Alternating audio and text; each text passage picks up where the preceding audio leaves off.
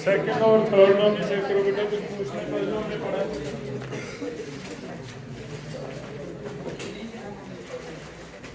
Spontaneous non spontaneous कैसे पता चलता बताओ।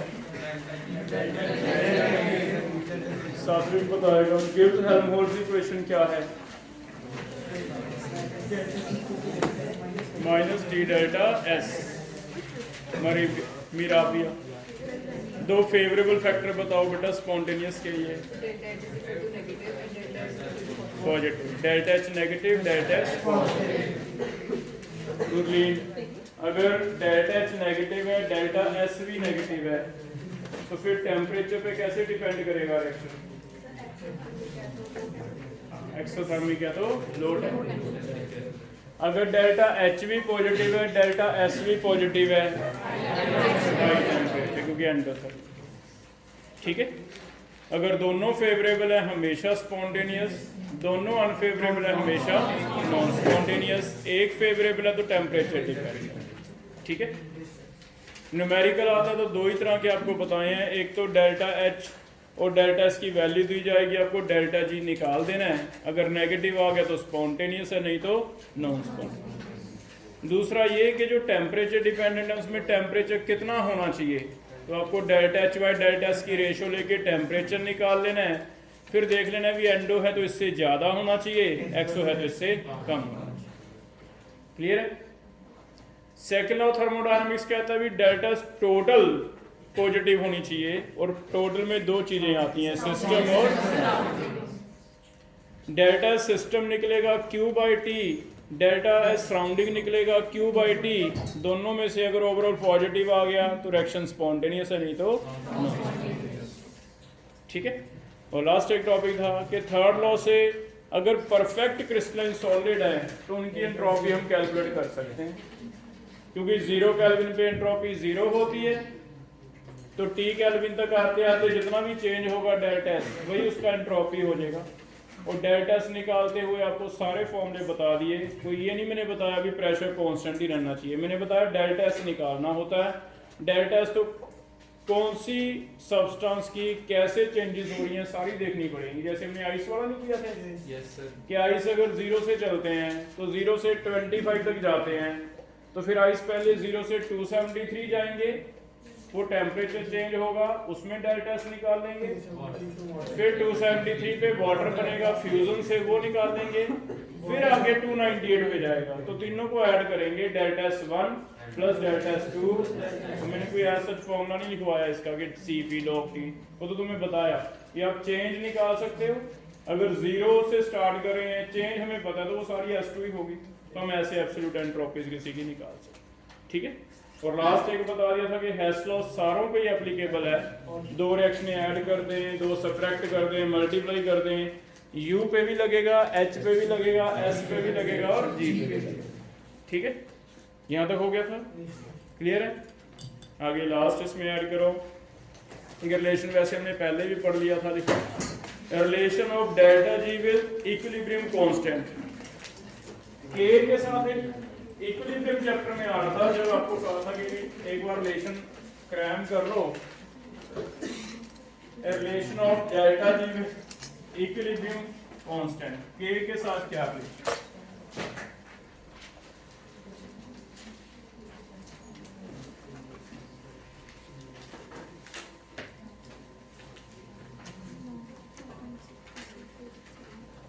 K के साथ क्या रिलेशन है?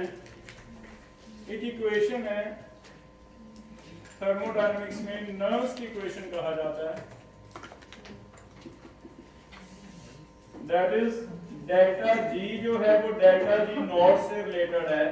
नॉट कल बता दिया था standard, it is equal to delta G naught plus 2.303 RT log of Q। इसमें जो Q है बेटा, ये हमने एक वर्ड पढ़ा था रिएक्शन कोएफिशिएंट, टॉपिक आया था ना, रिएक्शन कोएफिशिएंट। इक्विलिब्रियम का थोड़ा सा टॉपिक आ जाता है। रिएक्शन कोएफिशिएंट होता था ऊपर प्रोडक्ट नीचे रिएक्टेंट लिखा K की तरह ही जाता है, लेकिन इक्विलिब्रियम हो या ना हो कोई फर्क नहीं पड़ता, उसे हम क्या कहते थे, रिएक्शन कोएफिशिएंट। ये जो इक्वेशन है, आर आपको पता है, टी टेम्परेचर होगा, डेल्टा जी नॉट पता है स्टैंडर्ड, तो किसी भी टेम्परेचर पे डेल्टा जी निकालनी हो तो हम ऐसे निकाल सकते हैं। इसे क्या कहा जाता है, नर्स्ट इक्वेशन। ये हमें याद ही करना है। हमें यूज क्या होगा, हमें पता नहीं जब इक्विलिब्रियम आ जाएगा, एट इक्विलिब्रियम रिएक्शन कोएफिशिएंट किसके इक्वल हो जाएगा, के के। इक्विलिब्रियम पे रिएक्शन कोएफिशिएंट को के कह देते हैं हम। और इक्विलिब्रियम पे डेल्टा जी कल हमने पढ़ा 0 हो जाती है, तो याद रखो डेल्टा जी 0 होता है, जी नॉट नहीं होता 0। एक क्वेश्चन ये भी बनेगा मल्टीपल। ये दो वैल्यू यहां भर दो, आपको रिलेशन मिल जाएगा। अगर यहां वैल्यूज भरें तो यहां हमारा डेल्टा जी 0 भर देते हैं, इसकी जगह के भर देते हैं, तो चेक करना 0 delta G not plus 2.303 R T log of के कोई भी हो सकता है, के पी या के सी दोनों चलेंगे। अगर कोई गैसियस रिएक्शन है तो के पी, अगर कोई एक्वस सॉल्यूशन वाली है तो के सी। तो इससे हमारा एक रिलेशन जो हमने यूज वहां कर लिया था ऐसे आया था, is equal to minus 2.303 R T log of K equilibrium. तो ये थोड़ा सा लेट हो जाएगा चैप्टर इक्विलिब्रियम से, कि कहीं आपको कह दे भी इसका डेल्टा जी नॉट निकाल के दो। इक्विलिब्रियम कांस्टेंट निकालना आता है हमें। कोई एक्शन है, जैसे मान लो ये एक्शन है, इसका इक्विलिब्रियम कांस्टेंट पता करना है। क्या सॉलिड लिखे जाते थे के एक एक्सप्रेशन में? तो बताओ इसका अगर मैं के बी निकालूं तो कितना होगा, प्रेशर ऑफ CO2।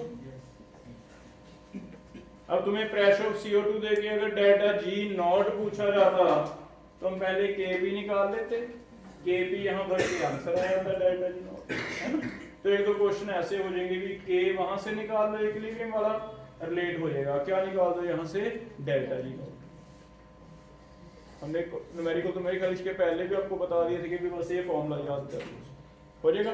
क्योंकि अब हमें डेल्टा जी नॉट भी अलग से आता है, तो उल्टा भी कर सकते हो आप। कहीं डेल्टा जी नॉट यहां से आ जाए, फिर delta G naught is equal to delta H naught minus T delta S naught. यहां से डेल्टा जी नॉट आ जाए और आपको क्या कह दे, के। ये हमें नहीं आता था, ये तो हमें पहले भी मैंने आपको फॉर्मूला क्रैक करवा दिया था ना इक्विलिब्रियम में, कि फॉर्मूला एक बार याद कर लो, के आ गया तो डेल्टा जी नॉट निकालना होता है।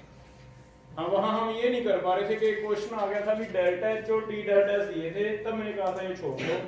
अब आप कर पाओगे, इससे पहले डेल्टा जी नॉट निकाल लो, डेल्टा जी नॉट यहां भर के क्या निकल जाएगा, के। तो एक आधा क्वेश्चन ऐसा, ठीक है, हो जाएगा बेटा। तो एक तो ये फॉर्मूला याद करना है, ये नर्स इक्वेशन थ्योरी में पूछी जाती है, ज्यादातर हमें इसके क्वेश्चन आएंगे, क्योंकि इक्विलिब्रियम चैप्टर पूरा हमने पढ़ लिया। के निकालते रहो, के कोई भी हो सकता है, के बी या के सी। जैसे मान लो इसका प्रेशर 0.01 एटमॉस्फेयर है, तो 10⁻² आ गया, बस यहाँ 10⁻² भरना था। टेम्परेचर जो भी देता 27 डिग्री तो 300, आर की वैल्यू जूल्स में है 8.3, वो भर के आंसर आया। हो जाएगा बेटा, कर लोगे। एक तो ये रह गया था छोटा सा टॉपिक। सेकंड पॉइंट लिख लो इसमें। एक पूछा जाता है what is significance of free energy. Question बना के लिख लो, what is significance of free energy.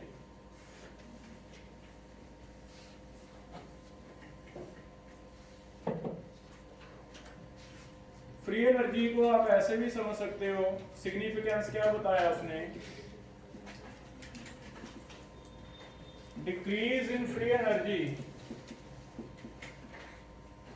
Decrease in free energy is equal to useful work done.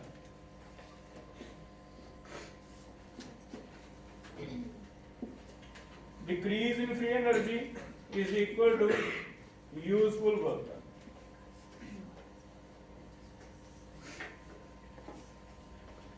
ये सिग्निफिकेंस कैसे बता रहा है, हमें पता है कोई एक्शन जो स्पॉन्टेनियस है उसमें डेल्टा जी नेगेटिव होगा, डिक्रीज होएगी। पानी ऊपर से नीचे गिर रहा है तो डिक्रीज हो रही है एनर्जी, अपने आप हो रही है स्पॉन्टेनियस। वो कहता है जितनी भी स्पॉन्टेनियस प्रोसेसेस हैं उनमें डेल्टा जी क्योंकि डिक्रीज होएगी, अपने आप हो रही हैं, वो अपने आप हो रही हैं तो बेटा उससे हम कोई यूजफुल वर्क ले सकते हैं। जैसे ऊपर से नीचे पानी गिरता जा रहा है तो हमने डैम बना लिए, डैम में उसी एनर्जी को कन्वर्ट कर दिया किसमें, इलेक्ट्रिसिटी में। तो वो जो इलेक्ट्रिसिटी है वो हमारे लिए एक यूजफुल वर्क है। यूजफुल वर्क इलेक्ट्रिसिटी को आप ऐसे कर सकते हो NFE, NF is number of electron कितने ट्रांसफर हो रहे हैं, F होता है फैराडे, हम आगे पढ़ेंगे +2 में। चार्ज कितना है और वोल्टेज कितनी है, शायद फिजिक्स में आपने Q × V कोई फॉर्मूला पढ़ा हो। तो वर्क का फॉर्मूला एक ये भी होता है चार्ज इनटू पोटेंशियल। चार्ज क्या हो जाता है, जितने मोल इलेक्ट्रॉन के फ्लो हो रहे हैं, F होता है फैराडे, 1 मोल पे इलेक्ट्रॉन, E होता है वोल्टेज कितनी बन गई, तो NFE को हम वर्क डन भी कहते हैं। ये हमें पूरा टॉपिक आगे +2 में आएगा। अभी सिर्फ एक फॉर्मूला याद करेंगे, कभी NFE के थ्योरी में मिल जाएगा कभी क्वेश्चन, तो ये होगा decrease in free energy is equal to useful work. ठीक है, इसका मतलब माइंडसेट कैसे करें। हमने पढ़ा इंटरनल एनर्जी क्या है, तो हमने ऐसे सोच लिया कि डेल्टा U जो है वो QV है। QV का मतलब अगर कोई रिएक्शन बंद वेसल में करेंगे, क्लोज्ड वेसल में कांस्टेंट वॉल्यूम पे, तो जितना भी हीट निकलेगा या लगेगा वो सारे का सारा डेल्टा U है। तो हमने अपना माइंडसेट ऐसे कर लिया भी हाँ ये है क्या डेल्टा U, हीट चेंज है जब बंद वेसल में कर रहे हैं। लेकिन अगर वही रिएक्शन आप ओपन वेसल में कर रहे हो तो ऊपर से प्रेशर कांस्टेंट है, QP है, तो QP को याद है मैं डेल्टा H कह दिया था, तो वो डेल्टा H की सिग्निफिकेंस हो गई। एंट्रोपी की तो समझ ही आ रही, तो है ही रैंडमनेस, उसे तो हमने वैसे ही माइंडसेट किया हुआ भी डेल्टा S पॉजिटिव का मतलब डिसऑर्डर बढ़ गया।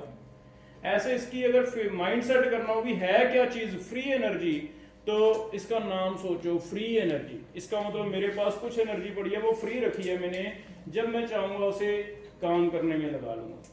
तुम्हें कैसे पता चलेगा, अगर मेरी फ्री एनर्जी कम हो गई इसका मतलब मैंने खर्च कर ली, खर्च कहाँ किया है, मैंने उससे कोई ना कोई काम कर ली। तो फ्री एनर्जी वर्ड का सिग्निफिकेंस समझा रहा है कि फ्री एनर्जी वर्ड का सिग्निफिकेंस ये है कि अगर किसी की फ्री एनर्जी कम होती है तो मान के चलो वो सिस्टम उस फ्री एनर्जी को कहीं यूज कर रहा है, और कहाँ यूज कर रहा है, वर्क करने में यूज कर रहा है। तो डिक्रीज इन फ्री एनर्जी क्या होगा, वर्क डन के चलोगे बेटा। तो एक ये इसे हम ना कई बार ऐसे करेंगे भी, न्यूमेरिकल में क्वेश्चन ऐसे दिया हुआ है कि आइसोथर्मल रिवर्सिबल एक्सपेंशन है किसी गैस की, ऑक्सीजन की 100 ml से 200 ml, पूछा जा रहा है डेल्टा जी, हमें समझ नहीं आ रहा भी क्या हो गया ये डेल्टा जी, तो delta H - T delta C होना चाहिए। तब आप ये वाला एक फॉर्मूला माइंड में लेके आओ। भी एक चीज और भी थी, एक चीज और भी थी कि डेल्टा जी नेगेटिव किसके इक्वल है, वर्क डन के। तो हमें पता भी ये आइसोथर्मल रिवर्सिबल दिए जा रहा है, वॉल्यूम 100 से 200 दिया जा रहा है, ये तो मेरा वो वाला फॉर्मूला लगेगा वर्क का -2.303 RT पढ़ा ना हमने। तो फिर आप वो फॉर्मूला लगा के डेल्टा जी निकाल दोगे, तब हमें ये काम आ जाएगा, है ना। तो इसे आप ऐसे याद रखना भी डेल्टा जी के क्वेश्चन में वर्क वाले क्वेश्चन दिए जा रहा है, पूछे जा रहा है डेल्टा जी निकालो, 4 ऑप्शन दे दिए, तो तब तुम्हें ये काम आएगा। तुम याद रखो भी एक सिग्निफिकेंस में लगवाया था सर ने कि माइनस डेल्टा जी किसके इक्वल है, वर्क यूजफुल के। तो यहाँ delta G delta H - T delta नहीं लग रहा, फिर भी पूछ रहा है डेल्टा जी, तो वहां बस एक ही क्वेश्चन होगा कि तुम्हें वर्क निकालना होगा, उस वर्क से तुम्हारा क्या आ जाएगा, डेल्टा जी हो जाएगा बेटा। तो एक आप ऐसे कर, क्लियर है, ये भी हो जाएगा। लास्ट एक लिख लो, effect of temperature on enthalpies, effect of temperature on enthalpies. एक और इक्वेशन आपको बुकलेट में थर्मोकेमिस्ट्री टॉपिक में लिखी हुई मिलेगी, इफेक्ट ऑफ टेम्परेचर। इसके लिए इक्वेशन यूज होता है किरचॉफ इक्वेशन। किरचॉफ इक्वेशन क्या होता है, अगर T1 पे किसी की एंथैल्पी डेल्टा H1 है, लेकिन उसी रिएक्शन को अलग टेम्परेचर पे करवाएं तब एंथैल्पी चेंज डेल्टा H2 है। वैसे तो कोई बहुत ज्यादा फर्क पड़ता नहीं, लेकिन जो जितना भी पड़ता है हम चेंज निकाल सकते हैं बेटा, delta H2 minus delta H1 divide T2 - T1 is equal to delta Cp होता है। डेल्टा Cp का मतलब है जैसे कोई रिएक्शन है, नाइट्रोजन 3 हाइड्रोजन 2 अमोनिया गैसेज हैं। डेल्टा Cp का मतलब है हीट कैपेसिटी प्रोडक्ट की minus reactant, summation heat capacity of products minus summation heat capacity of.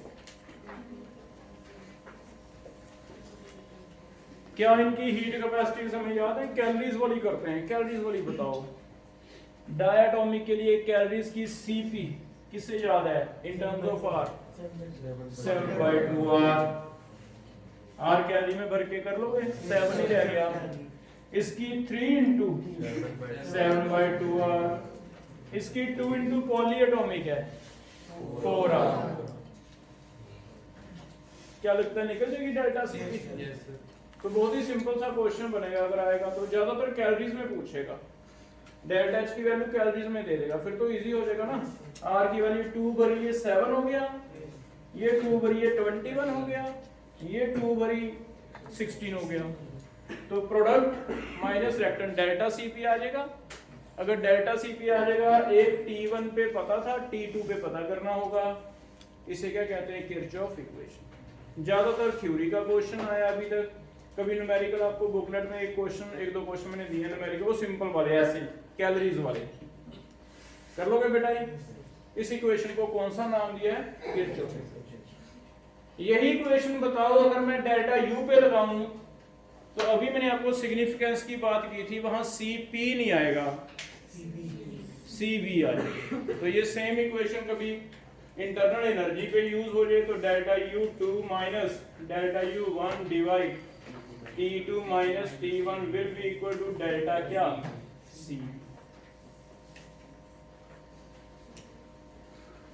हो जाएगा बेटा। तो ये एक दो थ्योरी की बातें रह गई थी हमारी। एक तो रिलेशन K के साथ हमने कर लिया था पहले, फिर से आपको रिवाइज करवा दिया। इक्विलिब्रियम में जो हम कहते थे भी ये क्या है, तो आज आपको डेल्टा ही पता है। दूसरा ये वाला इंपॉर्टेंट है, यूजफुल वर्क। फ्री एनर्जी का हमें मीनिंग समझ आ रहा है कि फ्री एनर्जी मेरे पास रखी हुई है संभाल के, वो इसलिए रखी है मैंने कि जब मैं कभी यूजफुल वर्क करूंगा तो इसे कंज्यूम करूंगा तो मेरी ऑब्वियसली फ्री एनर्जी कम हो जाएगी। ये स्टोर्ड एनर्जी है हर एक सिस्टम में, इस एनर्जी को वो यूजफुल वर्क में लगाएगा। और तीसरा एक डेल्टा H T1 पे पता है, T2 पे पता करना है, तो डेल्टा Cp निकाल के आ जाएगा। उसी को U लिख दोगे तो ऐसे हो जाएगा बेटा, ठीक है। तो इसकी अभी जो प्रैक्टिस है उस पे आपको टाइम लगाना है। हमने 4 और 5 एक तो डीपीपी पेंडिंग है, कल कहा था कुछ करने को आपको, आगे 50 क्वेश्चन है ना। तो क्या हम इवनिंग क्लासें रख लें इसके लिए? 2-3 क्लासें लगेंगी हमारी शाम को 5 से 6 है ना। तो कल शाम को 5 से 6 एक तो 4 और 5 डीपीपी, एक 2 डीपीपी 50-50 क्वेश्चन के आपके बुकलेट के आगे, एक थर्मोडायनेमिक्स का, एक थर्मोकेमिस्ट्री का है। जितने हो जाएंगे कल शाम तक करो। उसके बाद फिर 2 असाइनमेंट 2 लेक्चर उस पर लगेंगे, 150 क्वेश्चन है। उसके बाद एक लेक्चर हमारा MTG फिंगर टिप्स पे भी लगेगा अभी। तो वो क्लास में भी कर सकते थे, लेकिन हमें है कि चलो एक बार सिलेबस इधर से चलता रहे, है ना। ये वही 10-11 लेक्चर का काम है, वो 2 दिन हम एक्स्ट्रा में लगा देंगे, है ना। ऐसे कर लें तो तुम आराम से 50-50 क्वेश्चन का टारगेट लो, डेली करते रहो। डेली शाम को हम 5 से 6 उसकी क्लास देते रहेंगे, है ना। ऐसे कर लें। तो अभी लास्ट हमारा एक चैप्टर और है जो आधे से ज़्यादा हमने पढ़ रखा है, मोल कॉन्सेप्ट।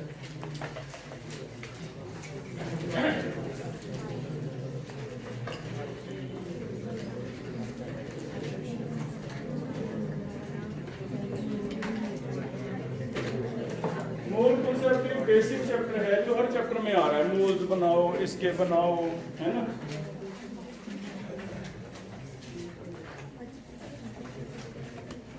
तो इसमें आधे से ज्यादा कैसे बढ़ रहा है बताओ? क्या तुम्हें अभी मोल नहीं बनाने आते? आते हैं ना।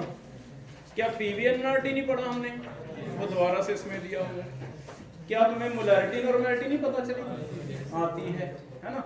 तो ये लास्ट पे पढ़ाने का पर्पज ही ये है, अगर हम पहले स्टार्ट करते हैं तो पूरा महीना एक जाता है हमारा इस पे। अब वो धीरे धीरे चीज़ें हमें पता भी चल गई, अब हमें टाइम भी कम लगेगा और तुम्हें समझ भी जल्दी आ जाएगी, क्योंकि हमने एकदम नहीं पढ़ा, बीच बीच में थोड़ी थोड़ी चीज़ें, कभी मोलैरिटी पढ़ ली, कभी नॉर्मेलिटी पढ़ ली। अब आपको ये इजी लगेगा, स्टार्टिंग में नहीं तो यहीं से डर बैठ जाता है, केमिस्ट्री का भी हमें नहीं आती क्योंकि सारी कैलकुलेशन होती है ना, तो इसलिए लास्ट पे मैं करवाता हूँ। तो मोल कॉन्सेप्ट में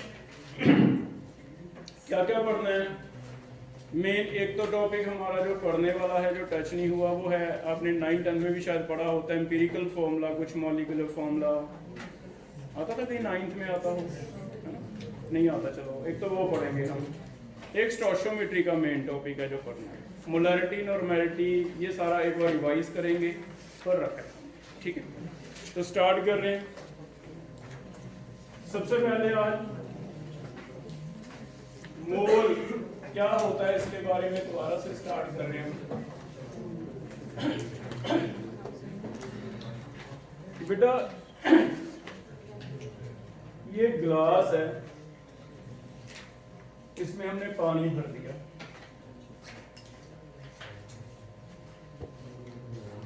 तो ये बहुत ही सिंपल सा मैं देखता रहता हूँ, बहुत बार लिखा रहता है, मोटिवेशन फैक्ट है कि इसे दो तरह देखा जाता है। देखा ऐसे होता है, आधा खाली भी है, हमने भरे हुए पे ध्यान दे दिया। जो तुम्हारा सिलेक्शन है ना जेई का खासकर, वो इस चीज पे डिपेंड करेगा कि तुमने जो भरा है ग्लास, जो तुमने पढ़ा है वो कितनी अच्छी तरह पढ़ा। अगर तुम वो ना सोच के ये सोचते रहोगे कि जो नहीं पढ़ा वो क्या है, तो तुम्हारा सिलेक्शन नहीं होने वाला, क्योंकि बहुत वाइड सिलेबस है जेई का। और यही एक सिंगल रीजन है मेरे ख्याल में कि हमारे सिलेक्शन मैक्सिमम आ रहे हैं। तुम्हारे सामने है 12 बच्चे हैं 98 परसेंटाइल से ऊपर जेई में, इस बार नहीं। और तुम पम्फलेट देखो, वो 3 सालों के पुराने, एक एक बच्चा लिख के, एक इस साल का, एक पिछले साल का, एक उससे पिछले साल का पम्फलेट मेरे इंस्टीट्यूट में फेंक के जा रहे हैं। तुम देख लेना भाई, पम्फलेट देख लेना, है ना, हमें फ़र्क नहीं पड़ता, हम नहीं फेंकते पम्फलेट। एक दो बच्चे अभी आ रहे हैं इधर से, मैग्नेट से आए कोई, तो सविकाश की फ़ोटो तुम्हारे इस पर भी लगी होएगी, 710 नंबर थे। पता होता है बच्चों को, कहते सर हाँ हमें बता रहे थे, कहते पर हमें पता है भैया एक दिन आए थे वहाँ पे, बाकी यहीं पे पड़े हुए हैं, तो पता तो चल जाता है, अकेली फ़ोटो से नहीं होता। उन्होंने क्या किया, सविकाश था 2 दिन वहाँ लगा आया, वो भी सिर्फ टेस्ट देने गया था, सारी रोड्स भर दी, उसके पोस्टर सारे, है ना, तुम्हें तो पता है। तो बेटा दिखावों पे ना जाओ, अपनी अकल लगाओ। अगर तुम्हें सिलेक्शन लेना है तो इस चीज़ पे ध्यान देना जो आधा भरा है। अगर तुम एक खाली पोर्शन पे ध्यान दोगे ना, तो तुम्हारा जेई में कभी भी सिलेक्शन नहीं होगा। तुम खुद सोचो कि मैथ की परसेंटाइल, मेरा बच्चा 2-3 क्वेश्चन अटैम्प्ट कराया, तब भी उसकी 90 से ऊपर बन गई। केमिस्ट्री की परसेंटाइल अगर तुम 15 क्वेश्चन 16 क्वेश्चन अटैम्प्ट करके, तो तुम्हारी एवरेज जो परसेंटाइल है वो 85-90 से ऊपर जा रही है 25 में से। इसका मतलब हमें 25 करने ही नहीं, हमें क्या कोशिश करनी है भी, जो पढ़ लें ना, जो कर लें, एटलीस्ट वो बार बार रिवाइज करते रहें, बार बार अच्छी तरह करते रहें, ताकि जो करें क्वेश्चन उसमें से हमारे इतने क्वेश्चन अटैम्प्ट हो जाए कि हम इतना परसेंटेज ले जाएं। और यही एक सिंगल लॉजिक है जेई में खासकर सिलेक्शन देने का, क्योंकि सिलेबस बहुत वाइड है, ये नहीं पता कि कहाँ से पूछेगा क्वेश्चन, कोई लिमिट ही नहीं है। तो इस पे ध्यान देना है कि जितना हमने कर लिया +1 में वो अच्छी तरह से रिवाइज करना है, वो अच्छी तरह करो, जो रह गया +2 में करेंगे, बस सीधी सी बात। मोल कॉन्सेप्ट में काफ़ी कुछ हमने पढ़ रखा है, फिर भी हम रिवाइज कर लेंगे। चलो मान लेते हैं अभी रह भी जाएगा आपका, तो बाकी तो हो गए ना, जो हो गए वो तुम्हें आने चाहिए। अब होता क्या है, कई बार मेरे पास बच्चा आएगा, सर ये टॉपिक नहीं हुआ, मुझे भी पता भी नहीं हुआ, लेकिन तुम जो हुए हैं क्या उसमें 100% हो गए? पहले वो तो पढ़ लो यार। तुम्हें इतनी बुक्स लगवा दी, अन्नवस्थी लगवा दी, पहले स्टार्टिंग में सारों ने ले ली, क्लास लगी 55 बच्चों की, फिर लगी 30 की, अब 6 होते हैं, 10 होते हैं, 15 होते हैं, ऐसे होते हैं। क्या फ़ायदा बताओ? मैंने तो पढ़ा ही है, मैंने तो वही लेक्चर लिया है। अब मेरे एक लेक्चर में तुम 6 बैठे हो तब भी मुझे वो एन अवस्थी के क्वेश्चन लेने हैं, तुम 60 बैठे हो तब भी लेने हैं, है ना? तो हमने तो उतना ही वर्क किया ना। तो इसलिए अपने हार्ड वर्क के ज़्यादा ध्यान दो। तुम्हारी सिलेक्शन कोई और नहीं करवा सकता, ना कोई आरडी करवा सकता है, ना कोई और करवा सकता है। हमारे पास भी कई बार बच्चा सोच के आता है रिजल्ट दे के, हम तो सीधा कहते हैं कि हमने तो पढ़ाना है सारा कुछ, तुम्हें पढ़ाते जाएंगे, लिखवाते जाएंगे, लेकिन पढ़ना किसने है? जब तक तुम उसे पढ़ोगे नहीं अच्छी तरह, ढंग से टेस्ट नहीं दोगे, ढंग से मेहनत नहीं करोगे, बताओ मेरे पास कौन सा ऐसा मंत्र है कि मैं तुम्हें बता दूं और तुम पास हो जाओ? ऐसा कुछ है? नहीं है। मेहनत तुम्हें करनी है। तो इसलिए बेटा हम क्या होता है ना, कई बार अपनी मेहनत से भागते हैं।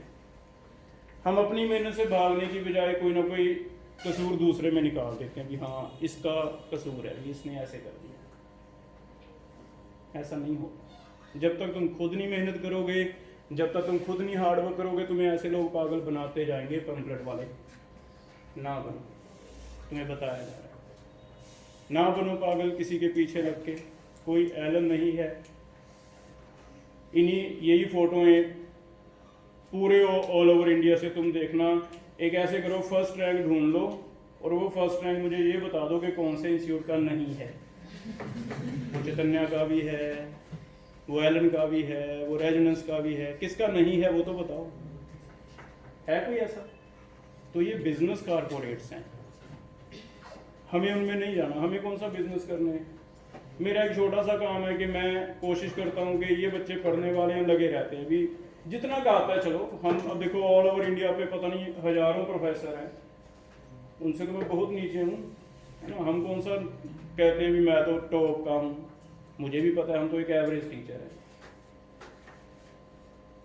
तो एवरेज टीचर मैं हूँ, एवरेज बच्चे तुम हो, लेकिन जोर लगा के रैंक देखो हम बिलो 100 दिए जा रहे हैं। दे रहे कि नहीं दे? तो हमें ट्यूनिंग सेट करके बस हार्ड वर्क करने पे ध्यान देना है, क्योंकि जो हमारे पास जैसी कंडीशंस होती हैं कोशिश करनी होती है कि उसको मैक्सिमम यूटिलाइज कर लें, बस दैट्स इट। जो नहीं है हमारे पास उसके बारे में सोचते रहें, कोई फायदा नहीं।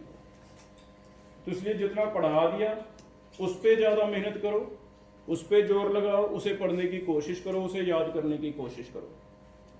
अगर तुम यही देखते रहोगे, कंपैरिजन भी यूट्यूब पे तो ये दिया है, अब तुम एरोमेटिसिटी का टॉपिक देख लो, किसी और का देख लो, मेरा देख लो, कितना पढ़ा है, लेकिन वो भी कम है भी।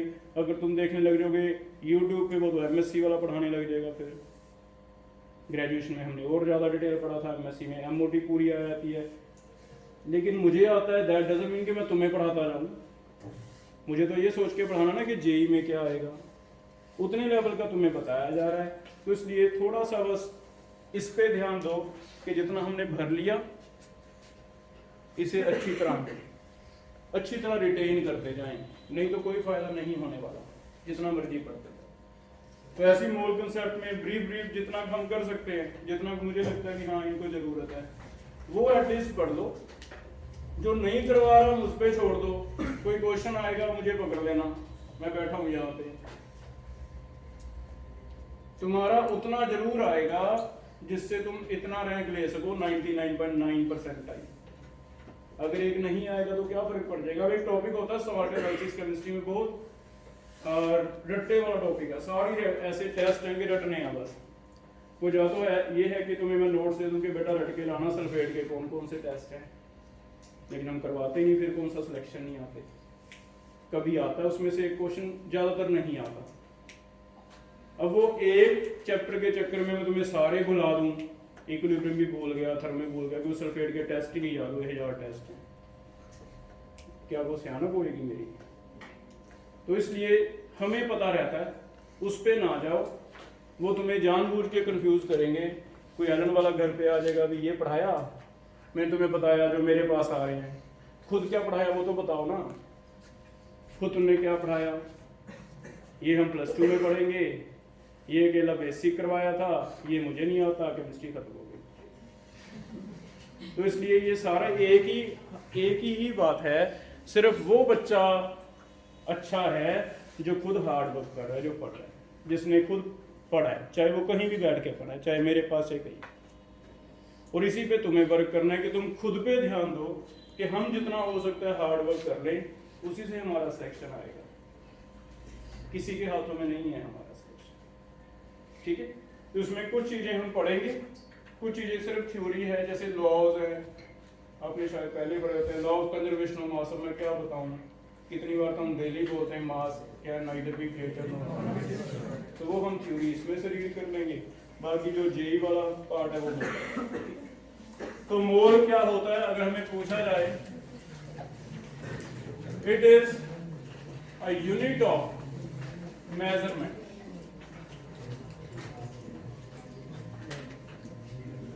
ये एक यूनिट है मेजरमेंट का। केमिस्ट्री में जो मोल है that is a unit of measurement.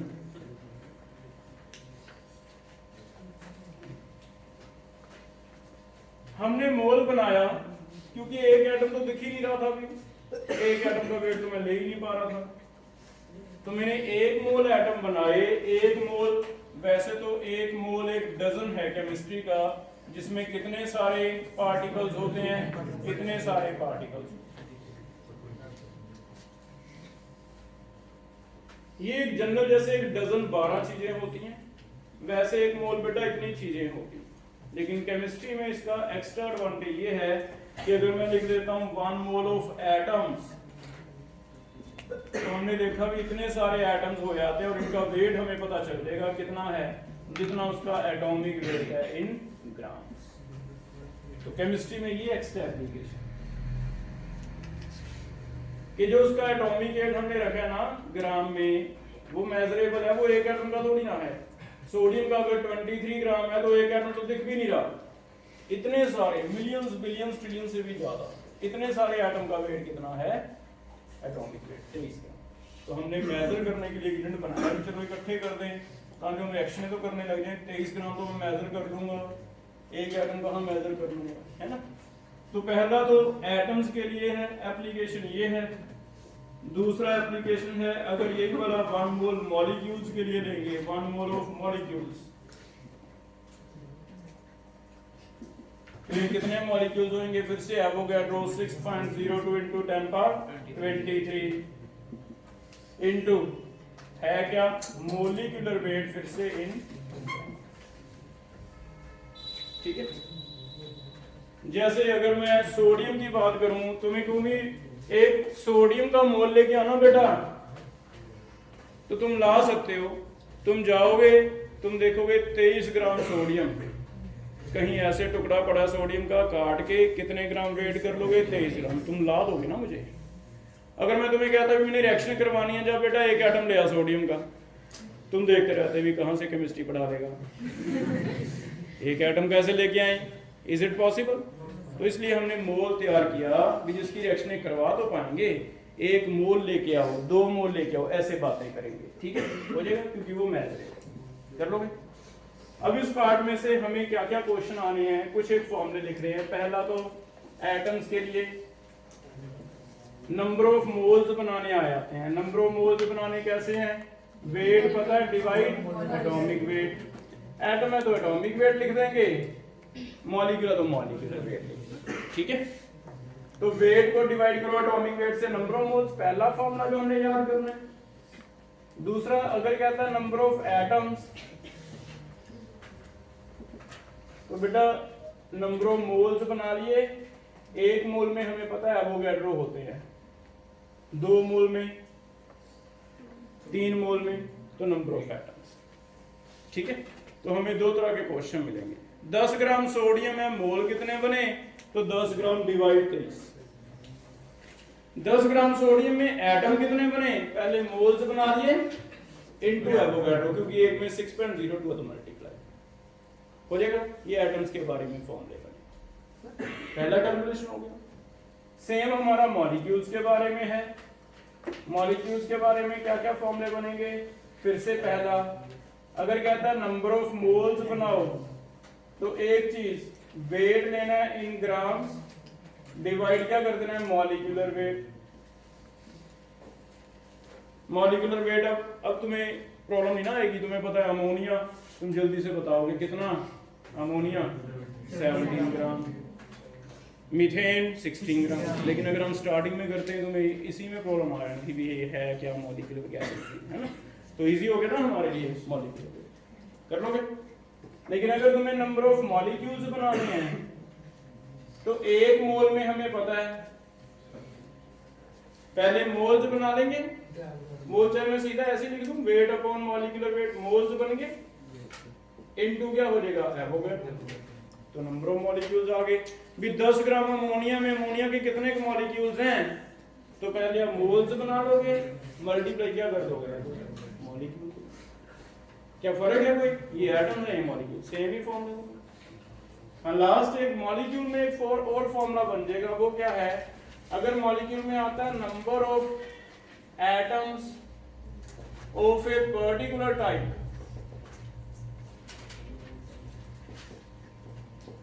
मान लो अमोनिया में H के एटम चाहिए हमें, तो मुझे पता कि एक मॉलिक्यूल में H के 3 एटम हैं, एक मॉलिक्यूल में H के 3 एटम हैं, तो फिर H के एटम अगर करने हैं तो ये तो मैंने निकाले थे मॉलिक्यूल, हर एक मॉलिक्यूल में 3-3 एटम हैं, तो क्या इसे 3 से मल्टीप्लाई कर देंगे?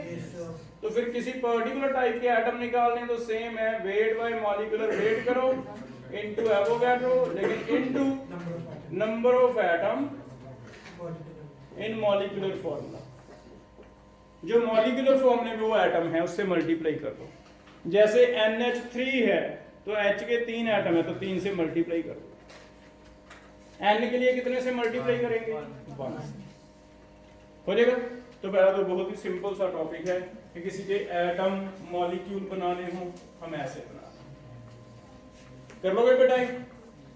लास्ट एक इंपॉर्टेंट बना के लिखो, गैसेस के लिए एक और फॉर्मूला था, गैसेस के लिए चेक करो क्या नंबर ऑफ मोल हम ऐसे भी बना सकते हैं कि वॉल्यूम था एसटीपी पे और 22.4 करते थे ना, ये हमने वही निकाल ही रखा सारा। कौन सा लॉ था, एवोगैड्रो, तो अब ये भी हमने कर रखा है। इसमें फर्क सेम आ जाएगा, नंबर ऑफ मोल्स मैंने बना दिए, आगे एटम करने हैं तो इनटू एवोगैड्रो, एक टाइप के एटम करने हैं तो वही मॉलिक्यूलर फॉर्मूले में कितने हैं मल्टीप्लाई कर दो, ऐसे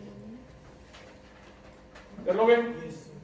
समझ आ गया बेटा, ये क्लियर है इतना? अब चेक करो, देखो कैसे क्वेश्चन आते हैं। हमें करना है पहला,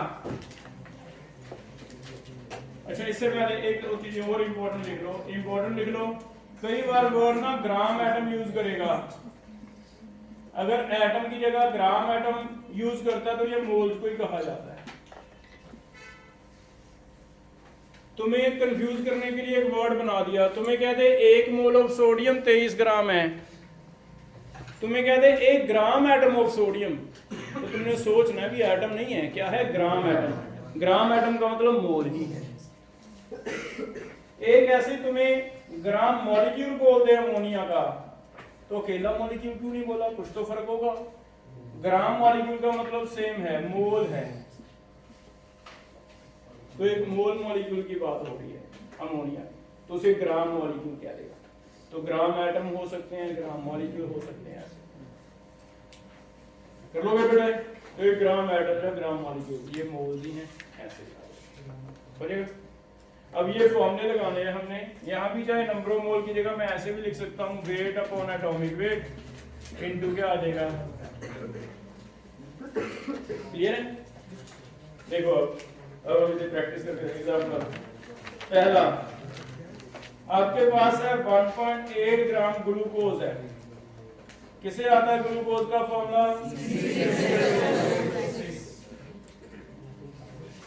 ठीक है। आपको कहता है H एटम्स कितने हैं, सिर्फ फॉर्मूला लिख दो। कार्बन एटम्स कितने हैं, ऑक्सीजन के ग्राम एटम कितने हैं। ग्राम एटम का मतलब मोल्स बनाने पड़ेंगे, ध्यान दें। 3 चीजें करके देखते हैं।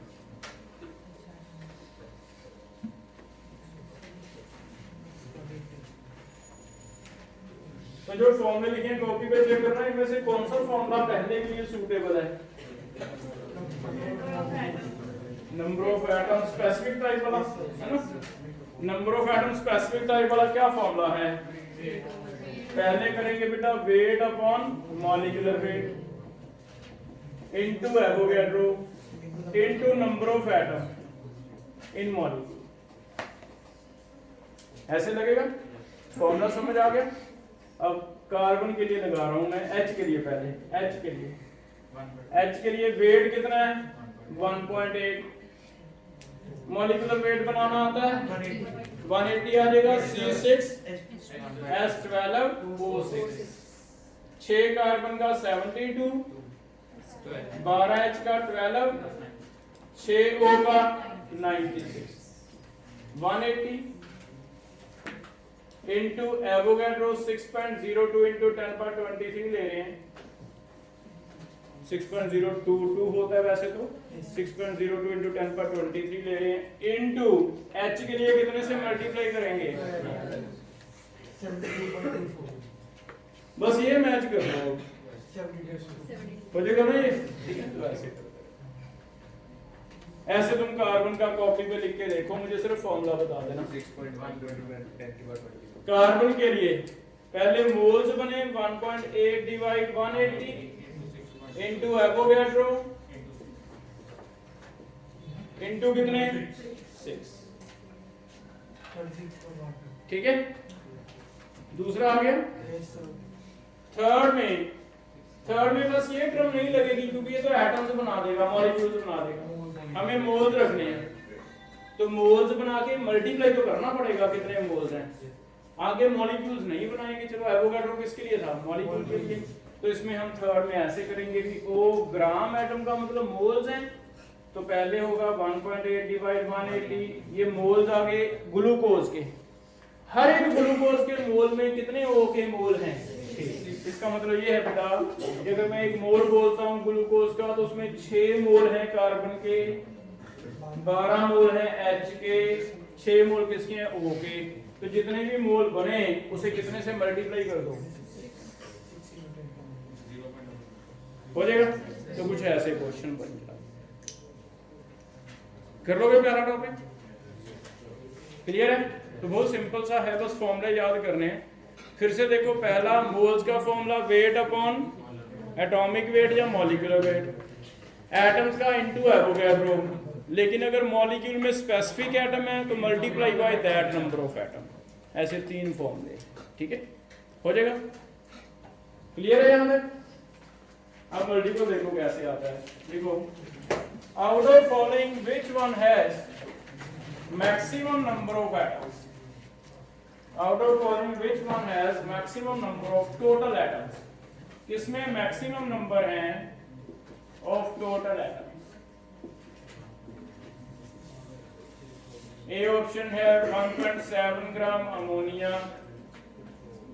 बी ऑप्शन है 1.8 ग्राम वाटर, सी ऑप्शन है 3.2 ग्राम मीथेन, डी ऑप्शन है ऑल हैव सेम। जब मैं बेटा टोटल एटम की बात करता हूं तो टोटल एटम जैसे तो अगर तो H एटम होता फिर तो 3 से मल्टीप्लाई करते हैं, N के एटम होते तो कितने से मल्टीप्लाई करते हैं 1 से, लेकिन अब टोटल 4 हो गए तो लास्ट पे जो मल्टीप्लाई करेंगे 4 से करेंगे। टोटल समझ आ रहा है। इसमें टोटल कितने से मल्टीप्लाई करोगे 3 से, इसमें टोटल, ठीक है, क्लियर। तो पहला देखो टोटल एटम के लिए सबसे पहले मुझे बनाने हैं मोल्स। मोल्स कैसे बने, डिवाइड 70 मोल बन गए, इनटू एवोगैड्रो ही रख लेते हैं क्योंकि सभी में कंपैरिजन ही करना है, इनटू टोटल एटम है, टोटल कितने हैं 4, ये कट गया क्या 0.4 Na लिख दूं।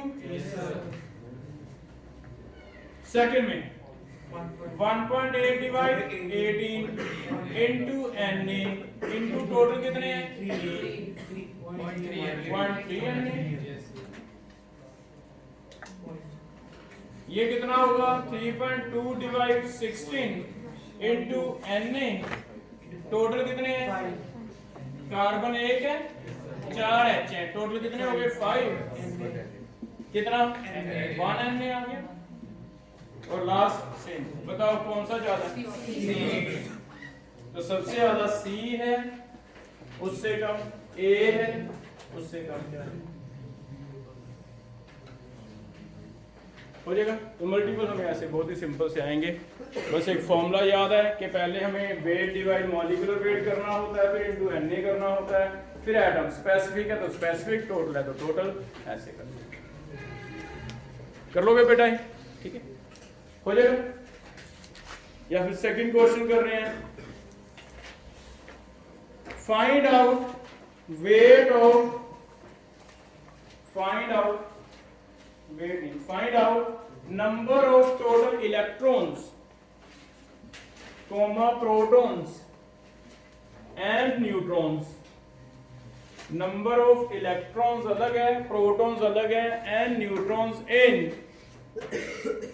1.7 ग्राम अमोनिया, 1.7 ग्राम अमोनिया।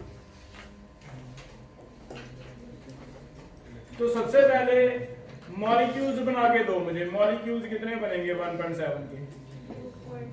1.7 को कैसे कैसे करें, डिवाइड 17 इनटू F, ये बन गए बेटा मॉलिक्यूल। अब तुम्हें थोड़ा केमिस्ट्री लगानी है भी, वन मॉलिक्यूल में अगर मैं इलेक्ट्रॉन निकाल लूं तो कैसे निकालें, तो आप इसे अलग अलग करना भी, एक N है, तीन क्या है, H है, ऐसे हो गए। बताओ पहले क्या निकालें, इलेक्ट्रॉन या प्रोटॉन या न्यूट्रॉन, क्या निकालें पहले? इलेक्ट्रॉन। N के कोई इलेक्ट्रॉन बता सकता है? N होता है 7 एटॉमिक नंबर है, 7 ही होंगे। एक H में एक इलेक्ट्रॉन होता है, 3 में कितने होंगे? 3,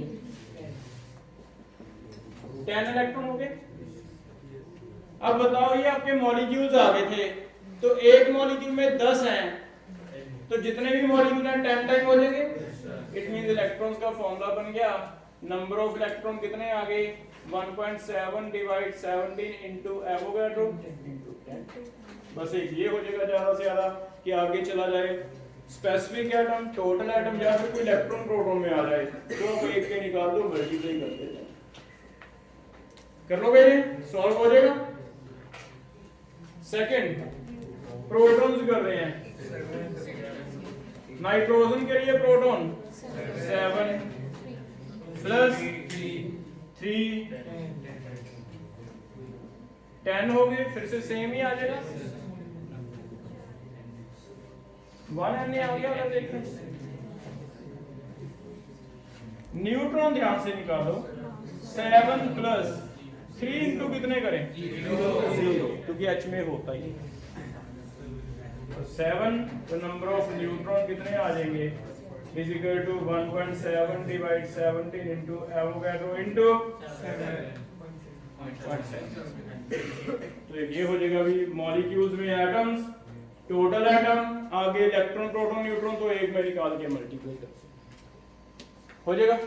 तो आपको गिन के दो फॉर्मूले मैंने बताए हैं, एक मोल बनाना, weight upon atomic weight, molecular तो weight upon molecular weight, atoms जब मॉलिक्यूल बनाना इनटू एवोगाड्रो। हम मॉलिक्यूल में आगे एटम बनाना, तो एक मॉलिक्यूल में जितने भी एटम है उससे मल्टीप्लाई कर दो, टोटल एटम तो टोटल से मल्टीप्लाई कर दो, इलेक्ट्रॉन प्रोटॉन न्यूट्रॉन तो ऐसे जैसे क्वेश्चन करवा दिया, इलेक्ट्रॉन से मल्टीप्लाई कर दो प्रोटॉन, ऐसे सिंपल से क्वेश्चन बने हो जाएगा बेटा। अब लास्ट एक आधा कोई ट्विस्ट वाला करके देखते हैं, लिखो। अब इसमें थोड़े कॉमन सेंस के क्वेश्चन, तुम्हारा मैथ यूज होगा जब, है ना, और कुछ भी मैथ यूज होगा। जैसे देखो, write down,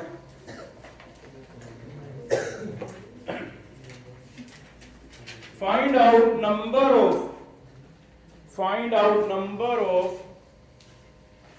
water molecules, number of water molecules in glass containing 20 drops of water, containing 20 drops of water, each of 1 ml, each drop of 1 ml at STP condition, at STP condition। तो कैसे करो।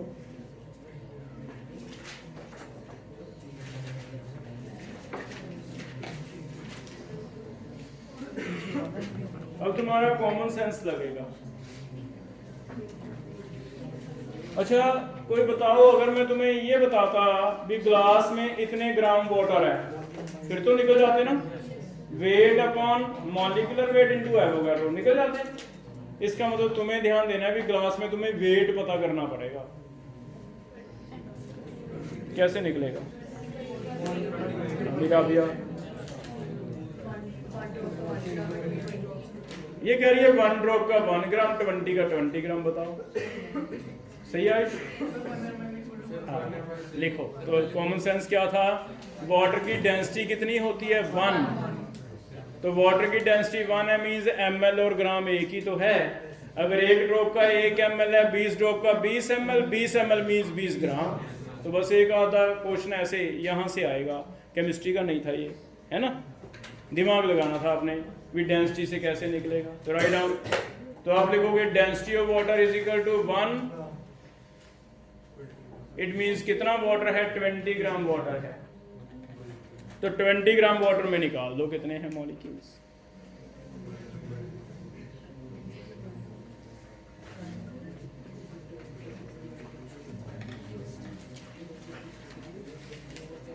मुझे बस लिखना बता दो कैसे लिखोगे। 20/18 इंटू एवोगाड्रो, मुझे कैसे 20/18 इंटू, ये बात समझ आ गई? अब इसी को घुमा फिरा के मैं और लंबा कर दूंगी। एक आयरन की प्लेट है, आयरन की प्लेट है, लेंथ इतनी है, ब्रेड्थ इतनी है, हाइट इतनी है, डेंसिटी इतनी है। बताओ आयरन के एटम कितने हैं? तो वॉल्यूम निकल जाएगा, डेंसिटी पता है, वेट निकल जाएगा, वेट से फिर से आता। इट मींस मेन कंक्लूजन के वेट किसी तरह पता करना होगा, उसमें हो सकता है वॉल्यूम और डेंसिटी का रिलेशन यूज हो जाए। क्लियर है बेटा? ये कोई प्रॉब्लम तो नहीं आएगी? कर लोगे ऐसे? लास्ट एक और ट्राई करते हैं।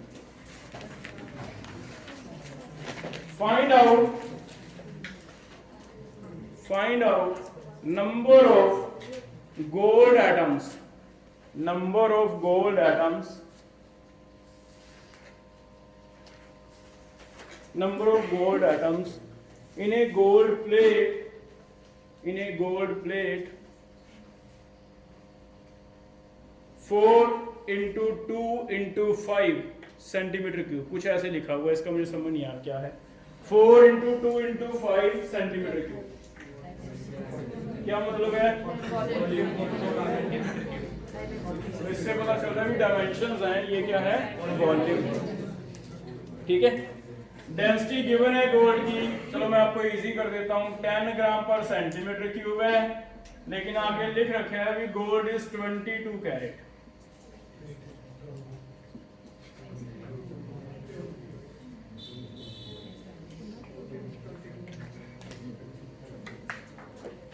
तो मैं हिंट दे रहा हूं, लिख लो। 24 कैरेट मींस 100% प्योर है, राइट? हम 24 कैरेट मींस 100% प्योर है।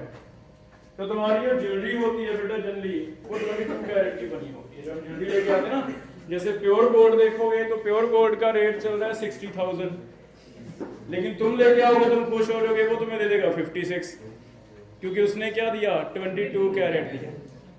तुम क्या तो और सस्ता दे दो, और सस्ता दे देगा, 20 कैरेट दे देगा, है ना? तो प्योर गोल्ड कितना है? 24 कैरेट। अब तुम मुझे 22 कैरेट में परसेंटेज निकाल के बताओगे कि 22 कैरेट का मतलब कितना, क्या बना? अगर 24 कैरेट 100% है तो 22 कैरेट कितने परसेंट हो गया? निकाल सकते हो ऐसे? किसको आता है मैथ कैसे करना? 24 कैरेट 100% है, तो 22 कैरेट कितने परसेंट हो गया? 100/24। कितने परसेंट हो गया? इसका मतलब जो भी तुम्हारा गोल्ड का वेट आएगा ना, वो सारा नहीं लेना, उसका सिर्फ इतने परसेंट गोल्ड है, बाकी कुछ हो रहा है हमें उससे मतलब। अब पहले मैं इसका गोल्ड का वेट निकाल लेता हूँ, ये चेक करना कितना बन गया? 40 बन गया। वेट कितना आ जाएगा? Density into volume density 10 into volume कितना है 40, 400 ग्राम बन गया था। 400 ग्राम लेकिन करना नहीं है हमें, क्या करना है इसका इतने परसेंट, ये कितने परसेंट है, तो एक्चुअल वेट गोल्ड का कितना है, actual weight of gold 400 into 100 into 22/20 percent है, परसेंट है तो बस इतना ही करने, क्योंकि डिवाइड 100 भी तो होगा, है ना, तो इतने परसेंट प्योर है। इसका मतलब जितना भी आपके पास है उसका 22/24 है, हो जाएगा, चेक करो। मान लेते हैं, चलो ये मान लो 20% ले लिया हमने, अब करके देखते हैं 20 से सिंपल हो जाएगा ना, 20 से करें तो कितना आ जाएगा, 4 पे कट जाएगा, 5/6 आ गया, 500/6% था, परसेंट का मतलब डिवाइड 100 फिर से करते कट जाता, तो यहाँ कितना आया था 20/20,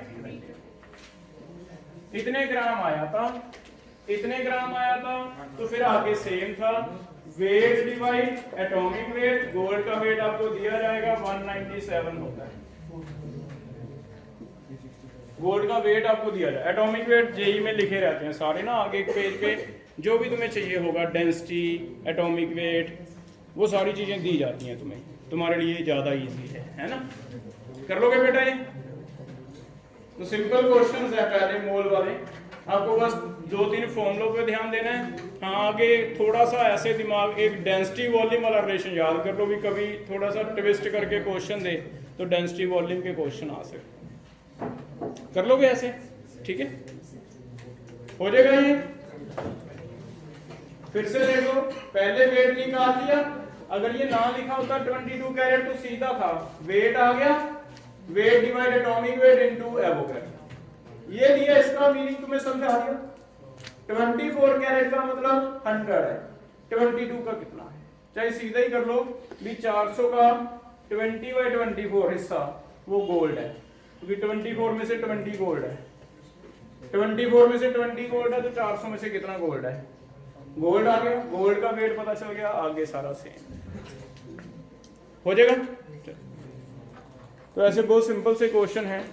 कल हम आगे टॉपिक स्टार्ट करेंगे, मेन जो आपको बताया, एक तो एम्पिरिकल मॉलिक्यूलर फॉर्मूले वाला बताना है ना, और एक स्टोइचियोमेट्री वाला, 2-3 टॉपिक मेन है, वो हम कल करेंगे। कल शाम तक आप 100 क्वेश्चन असाइनमेंट के करके रखो, ठीक है, थर्मोडायनामिक्स।